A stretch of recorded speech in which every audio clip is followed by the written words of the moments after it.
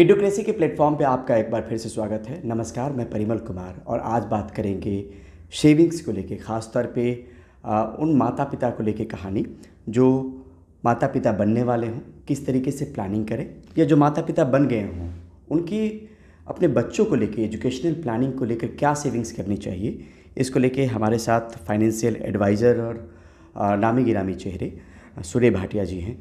Sir, बहुत बहुत स्वागत है किड्डोक्रेसी से बात करने के लिए। हम ये समझना चाहते हैं कि अगर कोई कपल बन रहा है, शादी हो रही है, बच्चे भी कल को आएंगे, फाइनेंशियल प्लानिंग को लेके किन बातों का ख्याल रखना चाहिए और किस तरीके से उनको प्लान करना चाहिए कि आने वाले वक्त में जब बच्चा बड़ा हो तो उसकी एजुकेशनल नीड पूरी हो। देखिए, जो निवेश की बात करते हैं हम, चाहे वो हम एक नवजात शिशु की बात करें या एक बच्चा थोड़ा बड़ा हो चुका है उसकी उम्र की बात करें, या कोई भी आपका एक गोल है जिस कारण से आप उसको एक अचीव करना चाहते हैं, तो आपको निवेश तो करना पड़ेगा।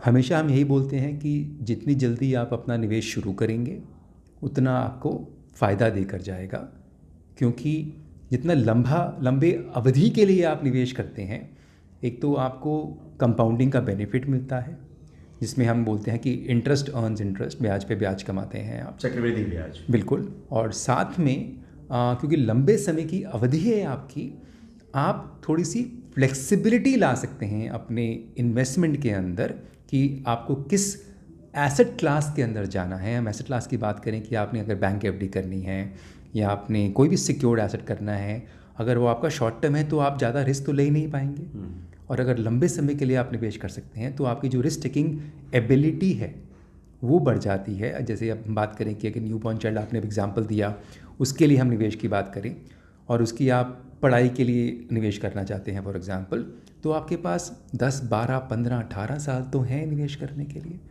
तो आप कोई भी एसेट क्लास फिर देख सकते हैं अपने रिस्क के लेवल के हिसाब से। बट आप बोलें रिस्क तो मैं ले सकता हूँ, पर मेरी जो अवधि है वो सिर्फ 2 से 3 साल की है, तो थोड़ी सी जो आपकी क्षमता है रिस्क लेने की वो थोड़ी कम पड़ जाती है।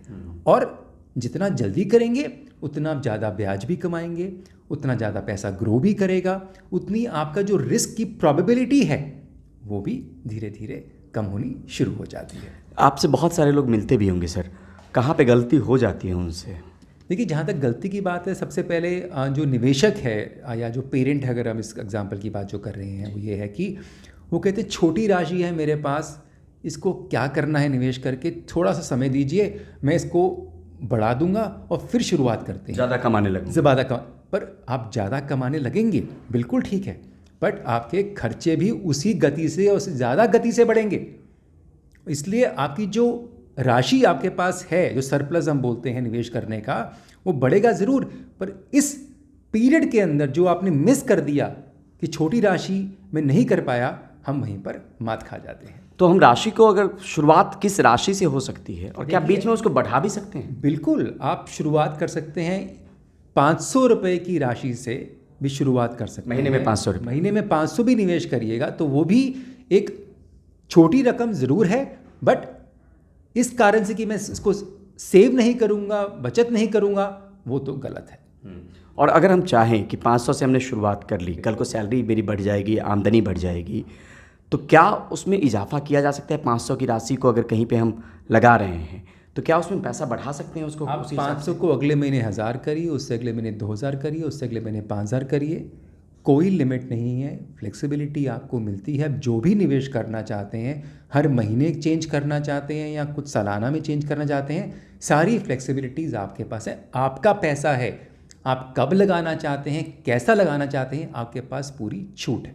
यानी यहाँ पे एक चीज़ ज़रूर निकल के सामने में आई कि आप शुरुआत में ही अगर इन्वेस्टमेंट करेंगे तो रिटर्न आपको एक अच्छा खासा मिलेगा और पैसे को बढ़ा भी सकते हैं, मतलब इंतज़ार नहीं करना चाहिए।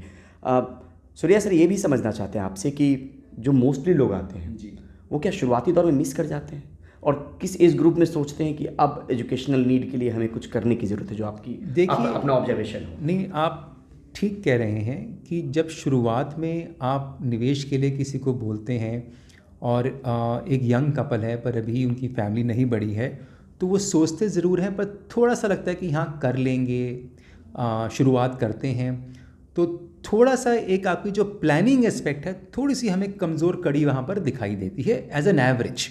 सबके लिए तो ऑफकोर्स नहीं कह सकते हम, पर ये ट्रेंड दिखा है हमने।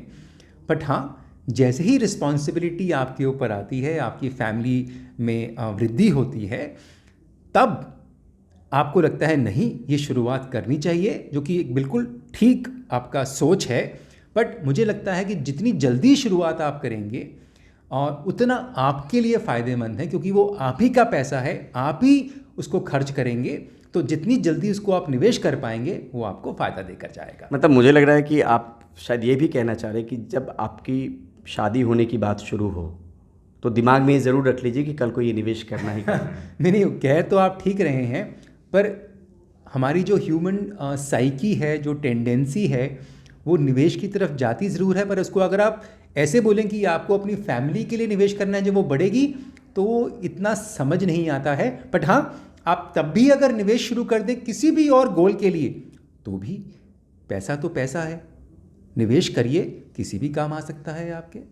एक चीज़ और समझना चाहते हैं, मोटे मोटे तौर पे अगर ऐसा निवेश करना हो तो कहाँ से ये परामर्श लिया जा सकता है, समझा जा सकता है कि कहाँ पे, खासतौर पे एजुकेशन की बात करें, एजुकेशनल नीड की बात करें बच्चे की, तो वो आप अप्रोच करके एक समझ पैदा कर सकते हैं कि यहाँ पे हमें जाके कम से कम एक एडवाइस ले लेनी चाहिए। देखिए, अब पिछले कुछ समय से, कुछ सालों से काफ़ी फाइनेंशियल लिटरेसी के ऊपर बात करी जा रही है, सेबी से, और जो भी हमारी जो बॉडीज़ हैं, एमफी की बॉडी हमारी है, और काफ़ी उसके ऊपर एड्स भी आ रहे हैं, लिटरेसी सेशंस भी होते हैं।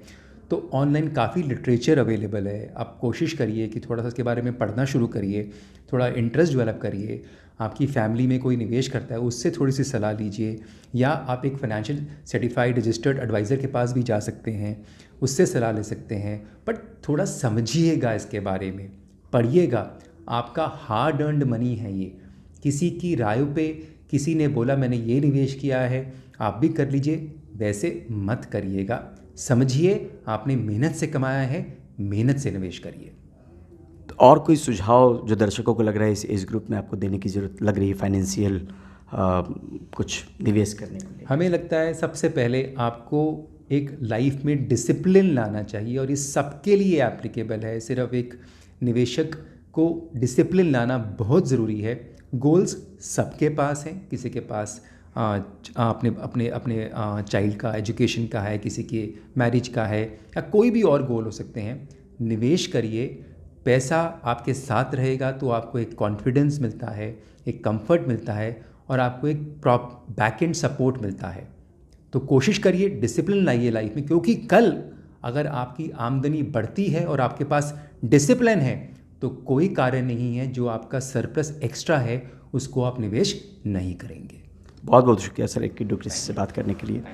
तो आज के लिए बस इतना ही, फिर मिलते हैं जल्द ही नए वीडियो के साथ। नमस्कार।